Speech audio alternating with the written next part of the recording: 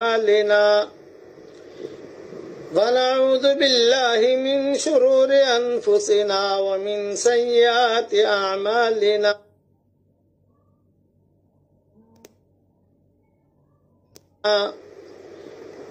من يهده الله فلا مضل له ومن يضلله فلا هادي له ونشهد أن لا إله إلا الله وحده لا شريك له ونشهد أن سيدنا ومولانا محمدا عبده ورسوله صلى الله عليه وعلى آله وأصحابه وبارك وسلم تسليما كثيرا كثيرا اما بعد. قابل احترام مائیں بہنیں بیٹیاں بہویں بچیاں ہمارے بھائی دوست ساتھی، قصہ چل رہا تھا سیرت کا، حضرت محمد صلی اللہ علیہ وسلم کی سیرت کا قصہ سلسلہ وار میں بیان کر رہا ہوں. آج تقریباً 22واں قصہ ہے یہ، اور 22واں بیان ہے، 22واں سبق ہے. پہلے 2 باتیں ذہن میں رکھیے، تب اگلی باتیں سمجھ میں آئے گی انشاءاللہ. اب بار بار تذکرہ آئے گا حضرت خدیجہ کا اور ابو طالب کا، کہ حضرت خدیجہ ابو طالب، اب یہ 2 چیزیں ان دونوں کے نام آتے رہیں گے. ہاشم کا نام اب نہیں آئے گا، سلمہ کا نام اب نہیں آئے گا. اسی طریقے سے حضرت محمد صلی اللہ علیہ وسلم کے والدہ کا نام اب نہیں آئے گا، عبد المطلب کا نام اب نہیں آئے گا. ان سب کے قصے ہو چکے. اب جو بھی یعنی بیان کروں گا اس میں ہاشم، یہ اس میں ابو طالب، حضرت خدیجہ، اور دونوں کا انتقال بھی تقریباً ایک ساتھ ہی ہوا ہے، ایک ہی ہفتے میں ہوا ہے. پہلے حضرت خدیجہ کا انتقال ہوا، پھر 2-3 دن کے بعد ابو طالب کا انتقال ہوا. ایک ہی ہفتے میں دونوں کا انتقال ہوا، اور اسی لیے اس سال کو عام الحزن کہتے تھے، غم والا سال، ملال والا سال. حضور صلی اللہ علیہ وسلم بھی کہتے تھے، صحابہ بھی کہتے تھے کہ یہ غم کا سال ہے، کہ ایک ہی ہفتے میں 2 بڑے بڑے چلے گئے. حضرت خدیجہ بھی چلی گئی اور ابو طالب بھی چلے گئے.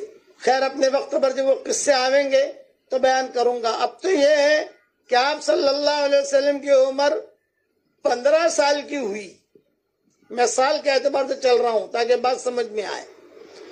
عرب میں ایک دستور تھا لڑائیوں کا، وہ قبیلے آپس میں لڑتے تھے، حرب الفجار بھی کہتے ہیں اسے. تو قبیلے کیوں لڑتے تھے؟ انانیت، تکبر، عجب، بڑائی، یہ ان میں کوٹ کوٹ کر بھری ہوئی تھی. کہ تیرے گھوڑے نے میرے گھاٹ پر آ کر پانی کیوں پیا، اس پر لڑائی. تو نے مجھے یوں کیوں دیکھا، اس پر لڑائی. جیسے آج بھی چودھری ہوتے ہیں اسے کہ دیکھ وہ گھر کے دیکھ رہا ہے مجھے، دیکھ وہ دیکھ گھر کے دیکھ رہا ہے. یعنی آدمی کسی کو دیکھے بھی تو بھی آدمی کے دل میں یہ آوے تو یہ اس کو کہتے تھے حرب الفجار. قبیلوں میں لڑائیاں ہوتی تھی. اچھا، کچھ مہینے ایسے ہوتے تھے کہ اس مہینے میں لڑائی عرب بھی پسند نہیں کرتے تھے. جیسے رجب کا مہینہ، اس میں عرب جو ہے لڑائی پسند نہیں کرتے تھے. رجب کا مہینہ آتا تھا تو سارے عرب زمانے جاہلیت میں اعلان کر دیتے تھے، رجب کا چاند دیکھ لیا بھائی، لڑائی ختم، تلواریں اندر رکھو. یہ ان کا معمول تھا. ان عدت الشہور عند اللہ 12 شہرا، اس کی تفسیر کے اندر میں نے کئی چیزیں بیان کی ہیں کہ یہ اسے اشہر حرم کہتے تھے. شوال میں لڑائی نہیں کرتے تھے، ذی قعدہ میں نہیں کرتے تھے، ذی الحجہ میں نہیں کرتے تھے. لیکن کبھی کبھار ایسا ہوتا کہ وہ جو ہے اچھل پڑتے تھے اور آپس میں لڑائیاں. تو اب حضور صلی اللہ علیہ وسلم کو جو قبیلہ تھا بنو ہاشم، بنو عبد المطلب، یہ آپ تو اسی قبیلے سے، یہ چچا سارے کے سارے، تو یہ بھی لڑائی میں کوئی کم تو تھے ہی نہیں. تو یہ کبھی کبھار لڑائی کے لیے کہتے تھے کہ چلو محمد، چلو بیٹا محمد، آج لڑائی کے لیے جانا ہے. اب حضور صلی اللہ علیہ وسلم سلیم الفطرت تھے، لیکن چونکہ چچاؤں کے ماتحت میں تھے، ابو طالب کے ماتحت میں تھے اور وہیں رہتے تھے، تو گھر میں جو مشورے ہوتے لڑائی کے تو آپ صلی اللہ علیہ وسلم کو بھی شریک ہونا پڑتا تھا۔ تو آپ خود فرماتے تھے کہ میں اسے پسند نہیں کرتا تھا، لیکن لڑنے کے لیے لے جاتے تو ساتھ جاتے حضور صلی اللہ علیہ وسلم۔ اب آپ کی عمر 16 سال کی 17 سال کی ایسی ہو گئی ہے کہ آدمی لڑائی کر سکتا ہے، میدان میں کود سکتا ہے، اور آپ صلی اللہ علیہ وسلم تو بہت جری تھے، بہت بہادر تھے، لیکن آپ نے فرمایا کبھی بھی میں میدان میں اترا نہیں۔ ہاں، پیچھے سے کبھی کبھار کسی چچا نے تیر مانگا، ارے بیٹا تیر دو تیر، تو تیر دے دیتا تھا۔ یہ آپ خود فرماتے تھے کہ حضور صلی اللہ علیہ وسلم تیر دے دیتے تھے، لیکن میں جو ہے وہ چکروں میں نہیں پڑتا تھا۔ اسی طریقے سے حلف الفضول عبداللہ ابن جدعان جو تھا، یہ بڑا آدمی تھا، مکہ مکرمہ کا حضرت عائشہ کا چچا زاد بھائی تھا یہ، تو اس کا مکان بھی وسیع تھا۔ تو وہاں پر جو بھی ایڑے ٹیڑے مشورے، یہ وہ، کسی کو مارنا، کسی کو گرانا، کسی کو مدد کرنا، کسی کو، یہ سارے مشورے وہاں ہوتے تھے۔ تو حضور صلی اللہ علیہ وسلم فرماتے تھے میں بھی انہیں مشوروں کے اندر جاتا تھا، لیکن جو اچھی باتیں ہوتی اسے لے لیتا اور پیچھے بیٹھتا، لیکن سمجھتا تھا یہ صحیح ہے، یہ غلط ہے، یہ صحیح ہے، یہ غلط ہے، یہ صحیح ہے، یہ غلط ہے۔ لیکن ایک بات بہت ہوتی تھی، اب آپ صلی اللہ علیہ وسلم کی عمر 15 16 17 18 سال کی ہو گئی، تو پورے مکہ مکرمہ میں آپ ٹاپ 1 آئے۔ ٹاپ 1 کا کیا مطلب؟ ہر آدمی چلتے چلتے، ہر عورت چلتے چلتے آپ کو دیکھتے تھے، یہ لڑکا ہے۔ خاص طور سے یہود نصارہ، یہی ہے، یہی ہے، یہی ہے۔ بلکہ بعض بڑے بڑے پادری تو انتظار کے اندر کئی سال ایک درخت کے نیچے گزار دیے، وہ آگے آئے گا قصہ، میں بیان کروں گا انشاءاللہ۔ اور کہتے تھے کہ ہم انتظار میں کہ یہ آدمی آئے، حضور کو دیکھ کر بھی پہچان جاتے تھے کہ ہاں یہ اللہ کا، یہ جس کا ہمیں انتظار ہے یہ نبی ہونے والا ہے۔ اچھا، مکہ مکرمہ یہود کے یہاں، یعنی جو کعبہ ہے، یہود کے یہاں بھی مقبول، نصارہ بھی پسند کرتے تھے اسے، مشرکین مکہ بھی پسند کرتے تھے، اعراب بھی پسند کرتے تھے۔ اب چونکہ بھیڑ بھاڑ ہونے لگی، پھر حضور صلی اللہ علیہ وسلم پیدا ہوئے، تو اس وقت میں عرب جو ہے بہت اہتمام سے ایک ستارے کو پوچھتے تھے، اس کا نام ہے شعرا، وہ اب بھی ہے وہ ستارہ، وہ بہت بڑا ستارہ۔ بس عربوں کا یہ تھا، ستاروں کے بارے میں مجھے مستقل بیان کرنا ہے، آپ کو انشاءاللہ سمجھانا ہے کہ ستارے کیا ہیں، کتنے ستارے ہیں، کیا ہے۔ لیکن یہ شعرا کا خالی سمجھ لو کہ یہ عرب جو ہے یہ عربوں کا ماں باپ سمجھ لو، شعرا ستارہ۔ وہ کبھی بھی کوئی کام ہو تو کھڑے کھڑے کہتے تھے اے شعرا ہمارا کام کر دے، اے شعرا ہمارا کام کر دے، اے شعرا ہمارا کام کر دے۔ یہ ان کی عادت تھی، یہود نصارہ کی نہیں، یہ تو اہل کتاب تھے سارے کے سارے، یہ بے ایمان تھے، تو ان کو کچھ پتا نہیں کس کی عبادت کرنی ہے کس کی نہیں کرنی۔ اس لیے قرآن شریف میں باقاعدہ یہ شعرا کا نام لیا گیا، وَأَنَّهُ هُوَ رَبُّ الشِّعْرَى، کہ تم جو ہے شعرا کو پکارتے ہو تو شعرا کا اللہ مالک تو میں ہوں۔ سورہ نجم میں اللہ نے آیت اتاری، وَأَنَّهُ هُوَ رَبُّ الشِّعْرَى وَأَنَّهُ هُوَ أَهْلَكَ عَادًا الْأُولَىٰ وَثَمُودَ فَمَا أَبْقَىٰ۔ یہ ساری کی ساری آیتوں کے ترجمے میں کر چکا ہوں، درس قرآن جو میرا چلتا ہے اس کے اندر یہ تفصیل آ گئی ہے۔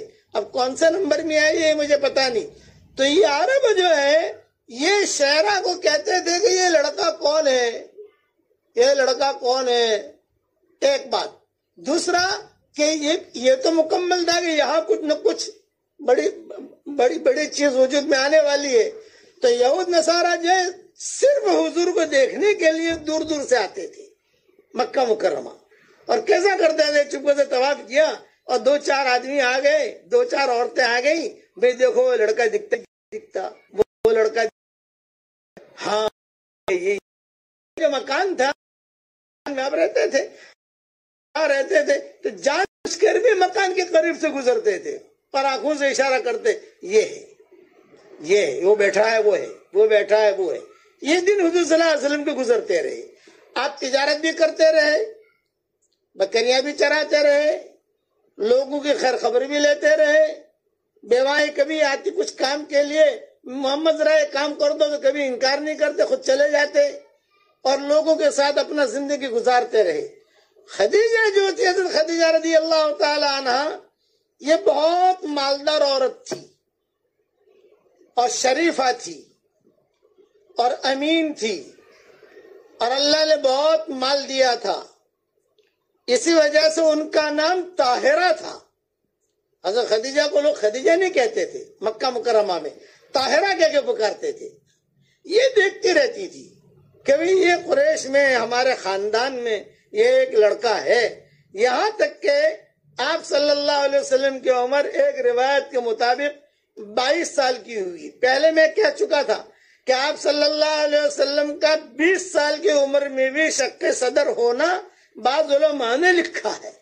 جب 20 سال کی عمر میں انسان جوانی کو پہنچتا ہے تو جو ہیجان ہوتا ہے جوانی کا، تو بعض فقہاء علماء نے لکھا ہے اسے ختم کرنے کے لیے 20 سال کی عمر میں شق صدر حضور کا ہوا۔ اگرچہ روایت ضعیف ہے لیکن علماء نے اپنی اپنی کتابوں میں لکھی ہے۔ اور 20 سال کی عمر میں آپ کا ایک سفر شام کا بھی ہوا ہے جس میں ابو بکر بھی ساتھ تھے۔ ابو بکر کی عمر 18 سال کی تھی، یہ بھی علماء نے لکھا ہے۔ لیکن چونکہ یہ کمزور روایت ہیں، اس تو خیر کمزور روایت، تاریخ میں تو کمزور روایت ہی زیادہ ہوتی ہیں، تو آپ یہ سمجھ لیجئے شق صدر ہو گیا 5 مرتبہ، 4 پر سب کا اتفاق، 1 میں علماء کا اختلاف، اور شام کا سفر ہو گیا 3 مرتبہ، 2 پر سب کا اتفاق، 1 میں اختلاف۔ اب 20 سال کی عمر، اچھا پہلے جب گئے تو تجارت تو کچھ کی نہیں حضور نے، 12 سال کی عمر واپس آ گئے، تجارت ہوئی ہی نہیں۔ 20 سال کی عمر میں گئے جس میں ابو بکر، اس لیے صدیق اکبر جو ہے یہ بھی تجارت کے اندر بڑے ماہر تھے اور خوب جاتے تھے شام، خوب۔ اسی لیے جو ان کو اسلام ملا صدیق اکبر کو، وہ شام کے جب تجارت کے لیے گئے تھے وہاں انہوں نے خواب دیکھا، حضور صلی اللہ علیہ وسلم نہیں۔ یہ میں بیچ بیچ میں قصے آ رہے ہیں اس لیے میں سمجھا رہا ہوں ایک چیز کہ حضور وہاں جب اس وقت صدیق اکبر اکیلے گئے تھے، اکیلے کا مطلب آپ صلی اللہ علیہ وسلم نہیں تھے، جاتے رہتے تھے شام زیادہ جاتے تھے، یمن یہ لوگ کم جاتے تھے، لیکن شام والا راستہ مکہ مکرمہ سے چلے، رابق پہنچے، رابق سے مدینہ آئے، مدینہ سے مدائن خیبر آئے، خیبر سے مدائن صالح آئے، مدائن صالح سے لیلا مجنون کا جو گاؤں ہے معلّہ وہاں پہنچے، تبوک پہنچے، تبوک سے جارڈن آ گئے، جارڈن سے شام چلے گئے۔ یہ رخ ہے شام پہنچنے کا۔ تو صدیق اکبر جب وہاں گئے تو صدیق اکبر نے خواب دیکھا، وہاں بڑے بڑے راہب رہتے تھے، راہب بہت رہتے تھے وہاں۔ 3-4 دن تک خواب دیکھا صدیق اکبر نے۔ کسے جا کر میں کہوں، کسے کہوں، کسے کہوں، تو بہت بڑا راہب تھا۔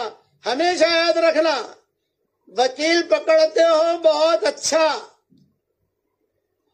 ڈاکٹر پکڑتے ہو بہت اچھا، علاج کرانا ہے تو آدمی اچھا ڈاکٹر کے پاس جاؤ۔ اسی طریقے پر کوئی خدا نہ خواستہ کوئی معاملہ ہے، وکیل پکڑنا ہے تو اچھا، اسی طریقے پر دینی رہبری لینی ہو تو اچھا عالم پکڑو، دیکھو کہ اس کو اللہ نے علم بھی دیا ہے کہ نہیں دیا، اور پھر اس سے اپنی رہبری لو، اپنی آخرت کی رہبری لو۔ پیر بھی پکڑنا ہے تو اچھا پیر پکڑو۔ آج کل تو پیر بہت مل جائیں گے ماشاءاللہ، پیروں کی کوئی کمی نہیں، عالموں کی کوئی کمی نہیں، لیکن نیک کون ہے، دیندار کون ہے، وہ آپ کو سوچنا ہوگا کہ میں کس کے پیچھے چل رہا ہوں، یا اپنی عقل، اللہ نے آپ کو بھی عقل دی ہے۔ تو یہ ابو بکر جو دیکھا، میں خواب دیکھ رہا ہوں، خواب دیکھ رہا ہوں، خواب دیکھ رہا ہوں، کس کو کہوں، کس کو کہوں، کس کو کہوں۔ ایک بہت بڑا راہب تھا، ڈھونڈتے ڈھونڈتے پہنچے، کتابوں میں لکھا ہے وہ اتنا بوڑھا ہو گیا تھا کہ اس کی بھویں جو ہے وہ لٹک رہی تھی اور ہاتھ بھی اس کے کانپ رہے تھے۔ تو وہاں گئے صدیق اکبر اور جا کر کہا کہ میں نے بڑا عجیب خواب دیکھا ہے۔ تو راہب نے کہا کہ بتاؤ کیا خواب دیکھا؟ تو فرمایا میں نے یہ خواب دیکھا، خواب بیان کیا۔ تو راہب جو ہے ایک دم سے چوکنا ہو گیا، لاؤ بے خوشبو لاؤ، خوشبو لاؤ، خوشبو، عطر لاؤ، عطر لاؤ، عطر۔ فوری عطر لگایا اور بیٹھو بیٹھو بیٹھو بیٹھو بیٹھو ان کو بٹھایا صدیق اکبر کو، اور اپنی بھویں جو ہے وہ اوپر کی یوں اور غور سے دیکھا، اور پھر دیکھ کر کہا تم کہاں سے آئے ہو؟ ابو بکر نے کہا بکہ سے۔ مکہ کو بکہ کہتے تھے پہلے، قرآن شریف میں بکہ آیا ہے، بکہ 4 پارے کے اندر، تو بکہ، میں بکہ سے آیا ہوں، یہ صدیق اکبر نے کہا۔ تو راہب نے کہا تیرا خواب بہت اچھا ہے، اور تیرے خواب کی تعبیر یہ ہے کہ تمہارے یہاں بکہ میں ایک نبی ظاہر ہوگا دنیا کے اندر، یا جب تک وہ زندہ رہے گا تم اس کے وزیر بنو گے، اور اس کے مرنے کے بعد تم اس کے خلیفہ بنو گے۔ یہ راہب نے اس کو تعبیر دی تھی۔ ابھی حضور صلی اللہ علیہ وسلم کو نبوت بھی نہیں ملی ہے، ابھی تو آپ 20 سال 25 سال کی عمر میں صدیق اکبر کی حضور کی دوستی تو تھی، لیکن کچھ پتا نہیں کہ یہ کیا بننے والے ہیں، یہ کیا بننے والے ہیں۔ تعلقات ہوتے ہیں جیسے، بس اس قسم کے تھے جیسے گاؤں میں لڑکے ہوتے ہیں آپس میں۔ وہ راہب نے تعبیر دی تھی کہ تو بکہ کا رہنے والا ہے، تمہارے یہاں ایک نبی ظاہر ہوگا، اور جب تک وہ زندہ رہے گا کنت وزیرا لہ فی حیاتہ وخلیفۃ لہ بعد مماتہ، اس کے زندگی میں تو وزیر بنے گا اس کا، اور اس کے مرنے کے بعد تو اس کا خلیفہ بنے گا۔ صدیق اکبر کہتے ہیں اس نے تعبیر دی، میں خواب بھی بھول گیا اور تعبیر بھی بھول گیا۔ یہ صدیق اکبر خود کہتے تھے، خواب بھی بھول گیا، تعبیر بھی بھول گیا۔ مرور زمانے کی وجہ سے آدمی بھول جاتا ہے، لیکن حضور صلی اللہ علیہ وسلم کو جب نبوت ملی اور آپ نے نبوت کا دعویٰ کیا تو سب سے پہلے تو حضرت خدیجہ مسلمان ہو گئیں۔ باہر نکلے صدیق اکبر ملے، صدیق اکبر ملے تو حضور صلی اللہ علیہ وسلم نے دعوت دی، بے میں اللہ کا نبی ہوں بغیر۔ تو صدیق اکبر نے انکار نہیں کیا، پہلے دن سے اقرار کر لیا، لیکن ایک آہستہ سے سوال کیا کہ محمد تم اتنی بڑی چیز کا دعویٰ کرتے ہو، اتنی بڑی چیز، سارے دنیا کا نبی، سارے دنیا کا امام، اتنی بڑی چیز کا دعویٰ کرتے ہو تو اس کے کوئی دلیل بھی ہونی چاہیے، دلیل کیا ہے؟ یہ ہلکے انداز میں پوچھا صدیق اکبر نے، تو حضور نے جھٹ سے کہا رؤیاک الذی رأیتہا فی الشام، تیرا وہ خواب جو تو نے شام میں دیکھا تھا۔ بس صدیق اکبر کو خواب یاد آ گیا اور فوراً لپٹ گئے، حضور سے رونے لگے، کہا اشہدو ان لا الہ الا اللہ واشہدو انک رسول اللہ۔ یہ ان کے اسلام لانے کے قصوں میں علماء نے یہ باتیں لکھی ہیں۔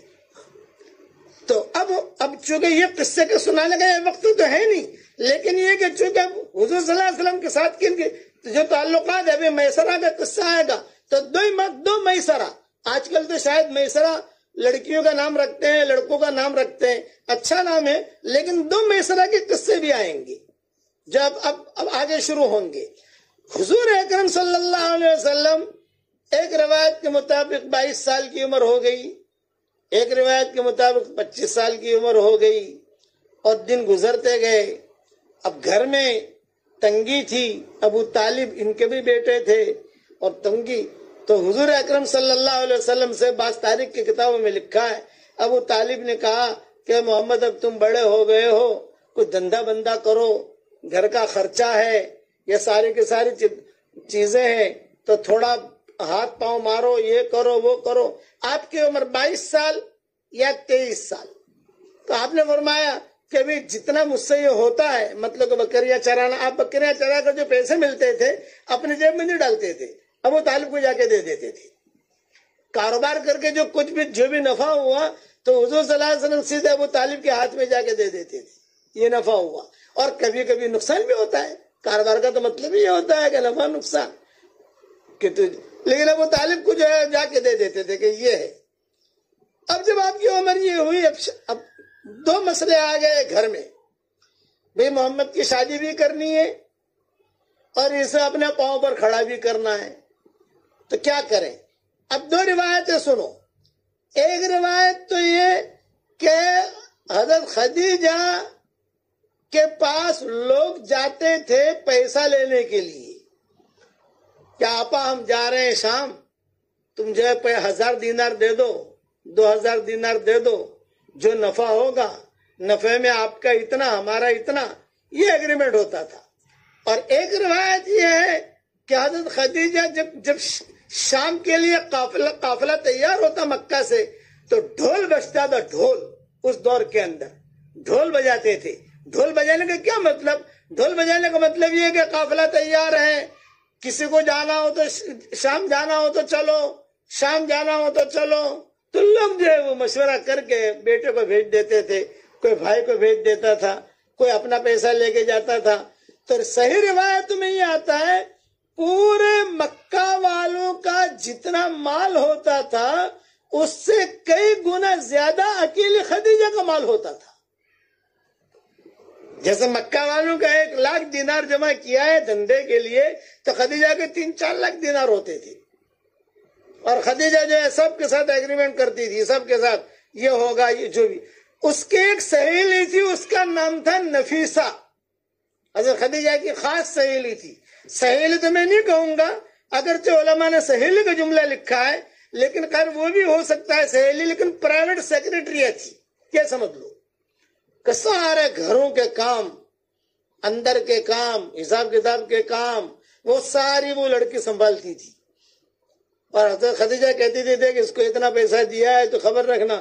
وہ چہرہ دیکھ کر بھاپ لیتی تھی، کہتی تھی آپا ٹھیک ہے، میں جانتی ہوں اس کو کہاں رہتا ہے، اتنا پیسہ دیا ہے۔ اس دور کے اندر یعنی اس کے پرائیویٹ سیکریٹری تھی حضرت خدیجہ کی نفیسہ۔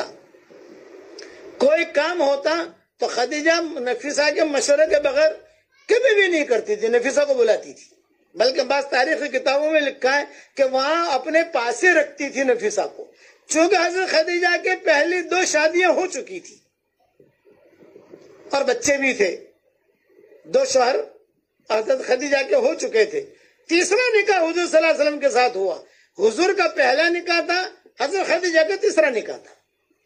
تو حضرت خدیجہ نے نفیسہ سے کہا کہ بھی میرے دل کے اندر ایک بات ہے، اور وہ بات یہ کہ یہ محمد کی جو شہرت مقبولیت سن رہے ہیں مکہ مکرمہ کے اندر، لوگ بہت اس کی تعریف کر رہے ہیں، ذرا تم اس کا بایو ڈاٹا نکالو، یہ لڑکا کون ہے؟ یہ تو میں جانتی ہوں کہ بنو ہاشم میں سے ہے یہ، لیکن لڑکا کیسا ہے یہ تحقیق کرو۔ تو یہ نفیسہ جائے۔ اچھا آج کل عورتوں کے لیے یہ کام بہت آسان ہوتا ہے، کوئی بھی چیز کی تحقیق کرنی ہو تو عورتیں جو ہوتی ہیں انشاءاللہ آدھے گھنٹے میں پورے بمبئی کی عورتوں کی خیر خبر دے دے گی آپ کو۔ وہ بمبئی کی نہیں، پوری دنیا کی۔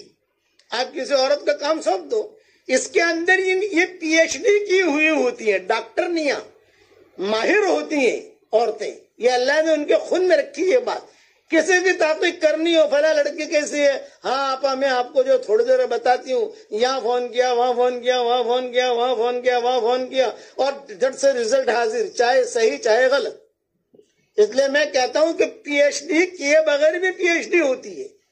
تو یہ نفیسہ یہ تو خاص پرائیویٹ سیکریٹری تھی۔ جب حضرت خدیجہ نے یہ بات کہی کبھی لڑکے کے بارے میں پوچھو، اور پھر قافلہ بھی مکہ مکرمہ سے روانہ ہونے لگا، اور پھر یہاں حضرت یہ ابو طالب نے بھی حضور سے کہا کہ بھی کچھ تم دھندا بندہ کرو کچھ اپنا، تو حضور نے فرمایا بھی میں کیا کروں؟ تو ابو طالب نے ہلکے انداز میں کہا کہ خدیجہ کے بعد چلے جاؤ، وہ سب کو پیسہ دیتی ہے، آپ بھی لے لو۔ ایک روایت یہ، دوسری روایت یہ کہ حضرت خدیجہ نے خود نے حضور کو بلایا اور کہا ابھی کیا کرتے ہو آپ؟ پوچھا، جیسے بات بوڑھے ہوتے ہیں نا، پوچھتے ہیں ابھی دھندا بندہ کرو۔ تو حضرت خدیجہ نے خود نے کہا یہ قافلہ جا رہا ہے، ڈھول بج رہا ہے، سب جا رہے ہیں، اور میں نے سب کو پیسہ بھی دیا ہے، تو میں تو آپ کو بھی پیسہ دوں گی، اور آپ بالکل ٹینشن مت لینا، آپ کے ساتھ میسرہ، یہ میسرہ کا جملہ اب آیا ہے ذہن میں رکھنا، آپ کے ساتھ میسرہ کو بھی کر دوں گی۔ میسرہ جو ہے وہ آپ کو غلام تھا حضرت خدیجہ کا، میسرہ کو کر دوں گی، اور آپ جتنا میں نے سب کے ساتھ ایگریمنٹ کیا ہے اس کا میں اضعاف مضاعفہ کا جملہ روایتوں میں آتا ہے، اضعاف مضاعفہ، میں آپ کو بہت زیادہ نفع دوں گی۔ یعنی جیسے 50-50 کا مسئلہ ہے تو 50-50 کا کچھ نہیں، میں آپ کو بہت زیادہ دوں گی، آپ دھندا کرو۔ اب جب حضور سے بات ہوئی، نفیسہ کھڑی تھی، نفیسہ نے کہا کہ یہ لڑکا ہے۔ نفیسہ نے کہا ٹھیک ہے۔ تھوڑی دیر میں نفیسہ آئی، نفیسہ نے کہا کہ آپا شریف ابن شریف یہ جملہ کہا شریف ابن الشریف، یہ شریف ہے اور شریف کا بیٹا ہے اور امین ہے، اور بالکل تو حضرت خدیجہ نے حضور صلی اللہ علیہ وسلم کی تشکیل کی، اور تشکیل یہ کی کہ تم جو ہے میرا مال لے کر جاؤ۔ صحیح روایت میں یہ آتا ہے کہ حضور صلی اللہ علیہ وسلم کو خود بلایا حضرت خدیجہ نے، اور بلا کر کہا بھائی محمد تم یہ کاروبار کرو، سب جا رہے ہیں، اور آپ کو تجارت میں مہارت تھی لیکن آپ چالاکیاں نہیں جانتے تھے، تاجر لوگ چالاکیاں کرتے نہیں، سیدھی سادی آپ کی زندگی، اسی لیے سفر میں بہت قصے ہوئے۔ اور میسرہ سے بلا کر خدیجہ نے کہا کہ دیکھ میں کبھی بھی تجھ کو مجھ سے الگ نہیں کرتی ہوں، میں اس لڑکے کے ساتھ تمہیں اس محمد کے ساتھ بھیج رہی ہوں، پورے سفر کی کارگزاری لا کر مجھے دینا، ایک ایک پل پل کی، ایک ایک رات کی، ایک ایک چیز کی تو مجھے خبر دینا۔ دوسرا کہ کاروبار وغیرہ میں نقصان ہو نہ پاؤ اس کا زیادہ ٹینشن مت لینا، اللہ نے اپنے کو بہت دیا ہے۔ یہ کہہ کر میسرہ کو ساتھ کر دیا حضور اکرم صلی اللہ علیہ وسلم کے، اور جب خدیجہ نے پیشکش کی تو حضور صلی اللہ علیہ وسلم نے چچا سے مشورہ کیا، چچا نے کہا ہاں بھائی اپنے گھر میں تو پیسوں کی ضرورت ہے، تم دھندا کرو۔ دوسرا ہے کہ چچا نے خود نے بھیجا کہ بھی اپنے پاس تو اتنا پیسہ ہے نہیں، اب تم بڑے ہو گئے ہو۔ پہلے بات رکھنا حضرت ابو طالب کے 4 بیٹے تھے، علی، جعفر، عقیل اور طالب، ان میں 2 مسلمان تھے، 2 مشرک تھے، ان کا بھی تذکرہ آئے گا، لیکن حضور صلی اللہ علیہ وسلم کا کبھی بھی ان کے ساتھ انبن نہیں ہوتا تھا، اور ابو طالب ان 4 کے مقابلے میں حضور کا زیادہ خیال رکھتے تھے۔ اب یہ کہ حضور اکرم صلی اللہ علیہ وسلم نے خوشی سے منظور کر لیا، پیسے وغیرہ لیے، میسرہ بھی ساتھ ہو گیا، سفر بھی کے لیے روانہ ہوئے۔ بعض کتابوں میں لکھا ہے خدیجہ نے زیتون وغیرہ جو بھی سفر کی چیزیں ہوتی ہیں وہ بھی تھی، ابو طالب نے بھی دی، اور ان کو باعزت یہاں سے رخصت کیا۔ جب حضور روانہ ہو رہے تھے تو ابو طالب رو رہے تھے، وہ اس لیے رو رہے تھے کہ میرا بھائی کا بچہ ہے، اب بیچارہ جا رہا ہے اپنا کاروبار کے لیے، پہلے بچپن میں لے گیا تھا میں اس کو، 12 سال کی عمر تھی، ابھی جوان بھی ہو گیا ہے اور یہ جا رہا ہے، بس اللہ تعالیٰ اس کو صحیح سلامت واپس لائے۔ بس تاریخی کتابوں میں بھی ہے کہ بیت اللہ سے چمٹا کر دعا بھی مانگی۔ آپ کے 22 سال کی عمر آپ پکڑ لو کہ 22-23 سال کی عمر تھی، بقیہ تفصیل کل انشاءاللہ پوری کروں گا۔